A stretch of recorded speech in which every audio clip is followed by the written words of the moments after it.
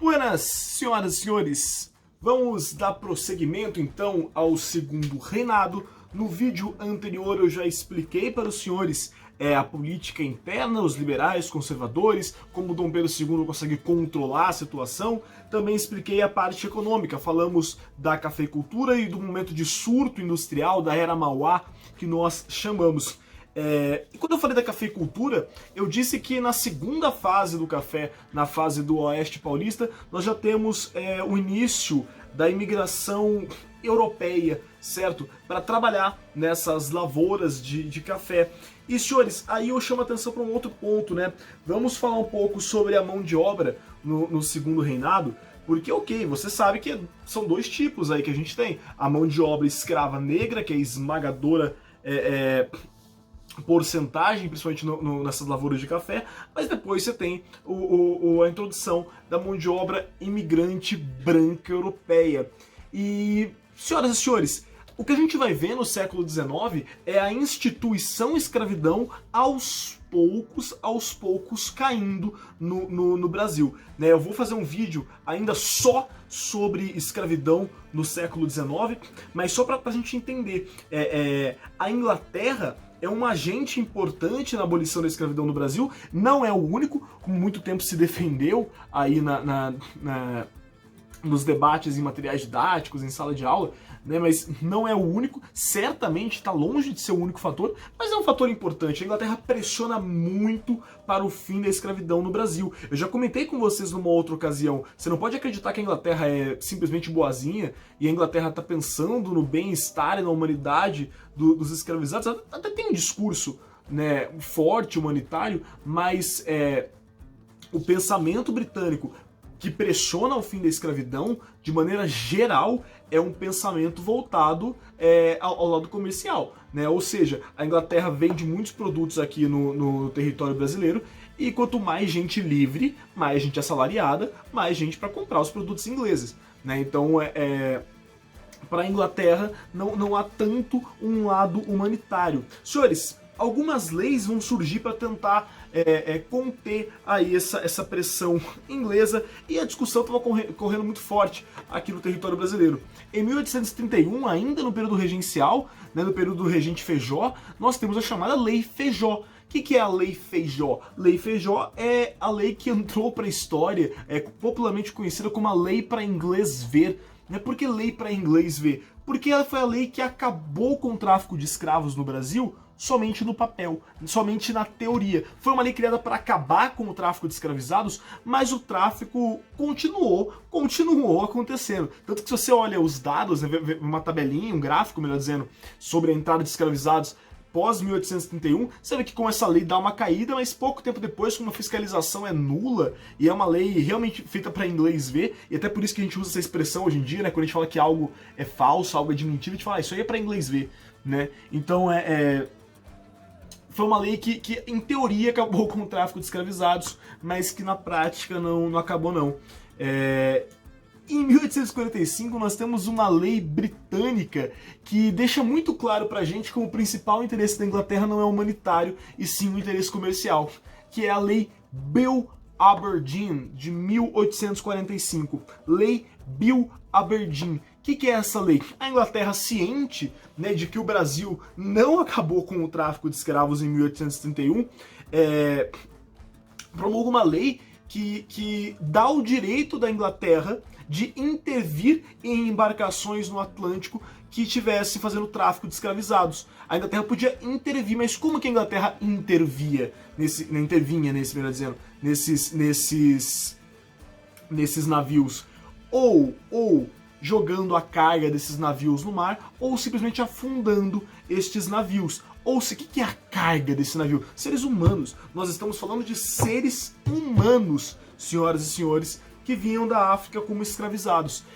Isso mostra muito pra gente que a Inglaterra não tem um interesse humanitário. Para a Inglaterra, se é branco, preto, amarelo, verde, azul, não importa. Que contanto que ganhe salário e compre seus produtos, é isso que ela quer. Beleza? A Lei Bill Aberdeen escancara isso pra gente. Agora, em 1850, aí o tráfico de escravos acaba pra valer com a Lei Eusébio de Queiroz. 1850, Lei Eusébio de Queiroz. lei absurdamente importante, daquelas datas que você tem que saber, senhoras e senhores. 1850, fim do tráfico de escravizados para o Brasil, senhoras e senhores. Comentei na última aula, né? É um dos fatores, inclusive, para o surto industrial que muitos ex-traficantes de escravos vão investir, né, em indústrias no Brasil. Só que, por outro lado, isso gera uma interrogação na cabeça daqueles grandes barões de café, dos senhores de escravo num geral, né? Importante a gente lembrar que a escravidão não é só rural, né? Nesse momento, inclusive, você tem uma escravidão urbana muito forte, né? Enfim, os senhores de escravos começam a procurar soluções. Então é interessante a gente pensar que uma consequência, né, da Lei Eusébio de Queiroz é que o tráfico interprovincial de escravos aumenta muito, né? O tráfico de escravos de fora da África para o Brasil acaba, só que começa a ter um fluxo muito grande de escravizados vindo para o Sudeste, onde se concentra, né, a força econômica do Brasil neste momento. Então muitos escravizados começam a ser vendidos das regiões do Norte e do Nordeste para a região Sudeste, para São Paulo, Rio de Janeiro e Minas, né, principalmente aí essas três províncias. E para além desse aumento desse tráfico interno de escravizados, você tem também um estímulo à imigração. A imigração passa a ser estimulada aqui para o Brasil. Então, na verdade, começa a se vender muito na Europa uma ideia da América, no geral, como um paraíso, um local de oportunidades, né? Futuramente eu coloco para vocês, aqui não nessa aula, mas na aula de República, eu coloco para vocês um cartaz para a gente dar uma olhada, né? Um desses cartazes que exemplificam para a gente como era essa tentativa de conquistar esses imigrantes para eles virem para o Brasil. Olha só, que terra de oportunidade, você é pobre aí na Europa, né, que vale a gente pensar, né? Ninguém vem pra América se tá bem de vida na Europa. O cara que vem pra cá, ele tá ferrado, né? O cara tá fugindo de alguma coisa, de uma perseguição religiosa, fugindo de uma guerra, né? Ele tá vindo pra cá porque ele precisa de alguma coisa. E é até interessante porque nesse momento que a imigração está sendo estimulada, o Brasil não tem uma política de regulamentação de terras, né? Aquelas terras devolutas, aquelas terras sem uso que não tinham dono, não existia uma política que legislasse sobre essas terras, não tinha regulamentação de terras. Então, se você pegasse e tomasse essa terra para você poderia, né? Só que isso vai mudar em 1850. Com a Lei Eusébio de Queiroz e com esse incentivo à imigração, veio uma lei em 1850 muito importante pra gente, que é a Lei de Terras. Lei de Terras é a lei que vai regulamentar a posse dessas terras devolutas. Lei que vai regulamentar a posse de terras devolutas, senhoras e senhores. E como que vai regulamentar? Ora, claramente, em uma frase para sintetizar para você: tem a posse da terra quem compra a terra. Essas terras são leiloadas pelo governo brasileiro. Essas terras são leiloadas. Ora, se são leiloadas, quem que vai comprar essas terras? Quem tem muito dinheiro? O imigrante que está vindo para cá vai conseguir comprar? O homem pobre brasileiro vai conseguir comprar? Não vai. Não vai. Essas terras vão acabar ficando nas mãos dos grandes latifundiários, de pessoas que já tinham grandes quantidades de terra. Isso gera uma má distribuição fundiária, né, aqui no Brasil, né? Se a gente puder comparar até com a Lei de Terras americana, a Lei de Terras americana ela é muito mais como é que a gente pode dizer um termo?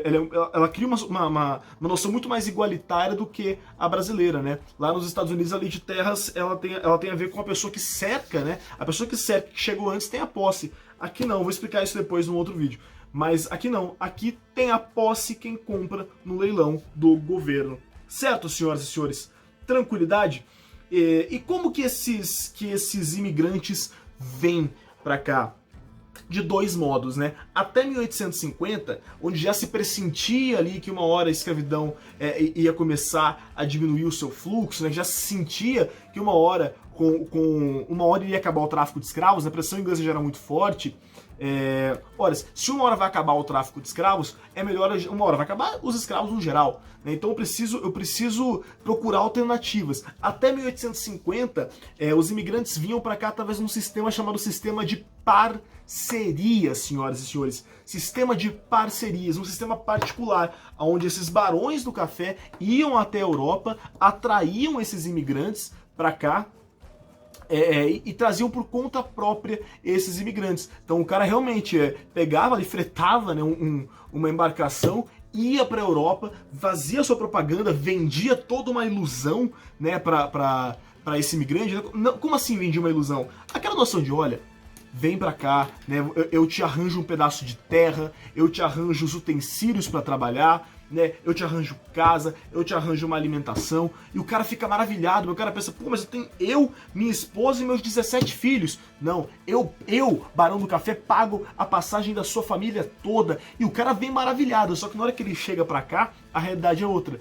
né, porque tudo isso que o cara tá arranjando pra ele, né, tudo isso que o Barão de Café tá arranjando pra esse cara, ele vai cobrar depois e vai cobrar com muitos juros.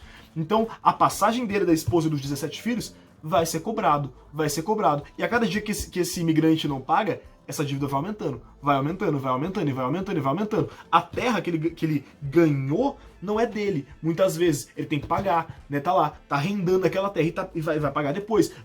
Ó, os juros crescendo, juros crescendo, juros crescendo. Os utensílios tem que pagar depois. Então quer dizer, na real, que esse cara, que ele é um trabalhador livre, ele não é um escravizado, ele não é um escravizado, ele não é posse desse Barão de Café. Aí, ele não é posse desse Barão de Café. É importante que se diga isso, né? O escravizado negro era, né? Nesse caso, o escravizado negro era.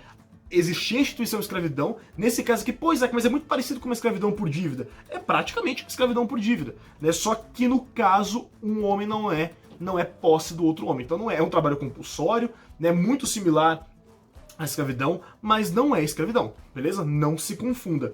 E evidentemente que esse sistema vai atrair uma cacetada de críticas, né?